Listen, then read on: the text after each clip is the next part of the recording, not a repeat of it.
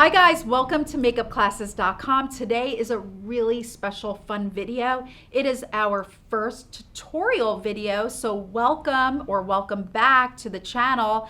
Today I have my beautiful friend, colleague, client, Raylyn. She has been a customer here at the makeup studio for probably about 6 months, right? Yeah, probably about 6 months. At least.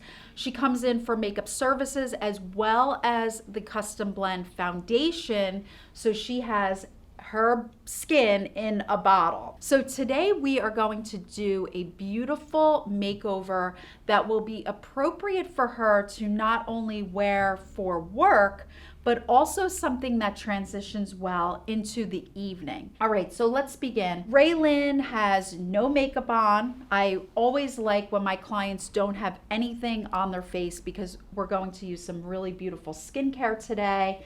And she has her outfit on for work today. Right. So this is something, makeup artists, that you want to keep in mind. If your clients have the outfit on, especially that they're going to be wearing either on camera or at work, whatever project you're working on, we have to drape our client and to make sure that we don't get any makeup on her clothes. That is so important. I have my makeup studio cape, and you can see that Raylyn has a collar on. She also has a lot of hair. Her hair is very thick. So one of the things that I recommend is that you push the hair back. Now, of course, I always get permission from my client, and I want to move the hair away from my client. And then I'm going to drape her. So a few things that you can use. You can use paper towel. You can also use neck guards. So neck guards are really popular amongst hairdressers. So you would take this and wrap it around the person's neck. And what I like to do is I tuck it into the shirt. Men especially, if you're working makeup artists with men and they have high collared shirts, this is really critical.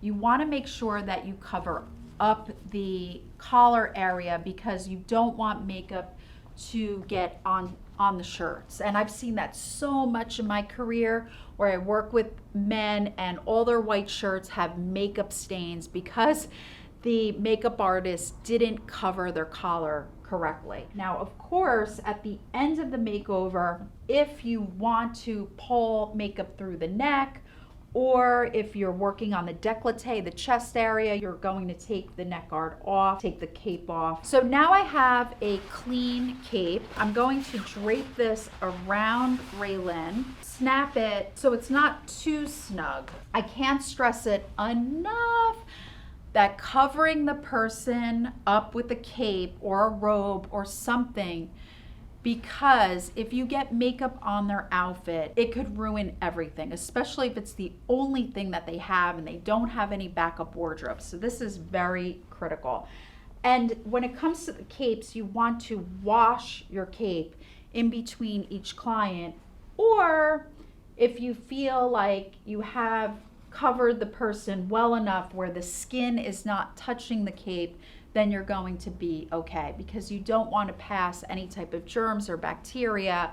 You truly want to always use a clean cape on your client. But on set, I get it, when you're working in TV and film and photography, makeup artists, we learn a lot of rules in cosmetology, and we want to practice the highest standards of sanitation. We want to protect ourselves, but sometimes we're in an environment where we can't really have a cape for every single person. We have to reuse them. So that is a really important little lesson. One of the things that you want to have in your kit is some type of clip, hair clip. So I have a couple bobby pins, and I'm just going to hold very gently. I want it to be loose because I don't want to put imprints in someone's hair. Although Raylyn does not have her hair done today, I'm gonna do it for her. She doesn't. Well, now you know. Now you know I'm gonna do your hair. So I just kind of pin it back to keep any type of bang out of the way. I also keep duckbill clips in my kit so I can hold the hair back as well. So That's a whole nother video on makeup kit inventory. What should you have in your kit? And I've also done a podcast on that. So check out MakeupClasses.com podcast.